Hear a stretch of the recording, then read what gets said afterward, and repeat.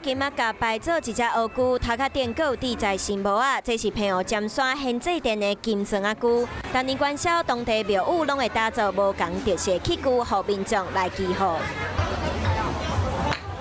真肯先来祈祷，因为民众只要有3个圣杯，就会当甲器具插转去。不过只要有1个圣杯，就有金砖仔龟。只是我不会得到的金钻的米。在元宵节这段时间，它才是澎湖最热闹的一个事情。元宵这是澎湖人大年的重头戏，其他庙宇有的直接用庙摆做大型的乌龟，阁有人用太阳铃铛加上乖乖。龙门的安良庙开真侪钱，用金沙巧克力摆做一只龟。红片菇呢枯燥乏味，所以它突发奇想，就用那个金沙龟代替那个红片菇。那真正跋无3摆圣杯，现场嘛有真古水的乌糖粿龟、香菇等等。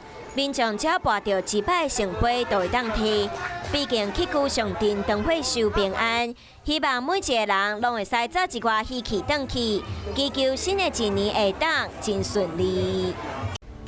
我是陈雅玲，想要跟我一起从零掌握天下事吗？赶紧按下华视新闻 YouTube 频道的订阅按钮，开启小铃铛，跟我一起探讨公共议题，给您最专业的华视新闻。